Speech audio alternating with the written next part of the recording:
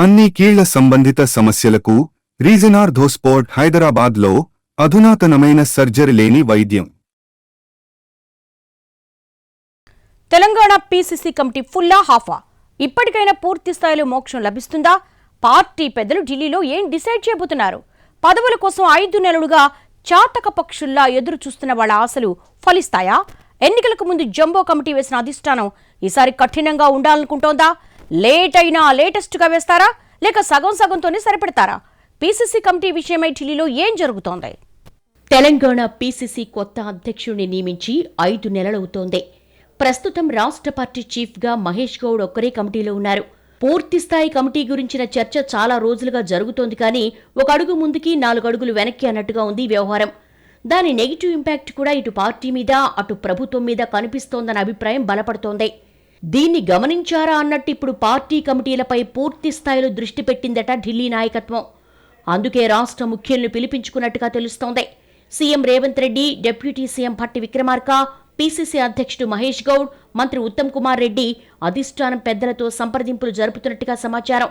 PCC chief నియామకం తర్వాత పూర్తి స్థాయిలో కమిటీని ఏర్పాటు చేయకపోవడంతో ప్రభుత్వం అమలు చేస్తున్న పథకాలను జనంలోకి తీసుకెళ్లడం ఇబ్బందిగా ఉంటోందన్న అభిప్రాయం వ్యక్తమవుతోంది పార్టీ వర్గాల్లో. ఇటీవల జరిగిన సీఎల్పీ సమావేశంలో కూడా పీసీసీ కమిటీని పూర్తి స్థాయిలో నియమించాలని డిమాండ్ వచ్చింది. ఈ క్రమంలోనే 2 రోజుల్లో కమిటీని వేసే అవకాశం ఉందని అంటున్నారు. అయితే లేటుగానైనా లేటెస్టుగా పూర్తిస్థాయి కమిటీని వేస్తారా, లేక మళ్లీ ఈక్వేషన్స్, క్యాలిక్యులేషన్స్ అంటూ సగం కమిటీని పెట్టి చేతులు దులుపుకుంటారా అన్న డౌట్స్ చక్కర్లు కొడుతున్నాయి కాంగ్రెస్ సర్కిల్స్లో. ఇప్పటి వరకు ఉన్న సమాచారం ప్రకారమైతే పూర్తిస్థాయి కమిటీని నియమించే అవకాశం లేదన్న సంకేతాలే వెలువడుతున్నాయట. ప్రస్తుతానికి PCC working president, senior vice president నియమించాలి అనుకుంటున్నారని, ఢిల్లీలో అందుకు సంబంధించిన కసరత్తు జరుగుతోందని చెప్పుకుంటున్నారు.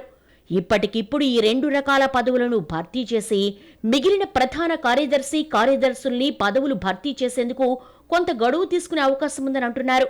వర్కింగ్ ప్రెసిడెంట్స్తో పాటు ఉపాధ్యక్షుల నియామకంపై ఫోకస్ పెట్టిన అధిష్టానం సామాజిక సమీకరణాలు కూడా చూసుకుంటోంది. 4 వర్కింగ్ ప్రెసిడెంట్ పోస్టులు ఇవ్వాలన్నది పార్టీ పెద్దల ఆలోచనగా తెలుస్తోంది.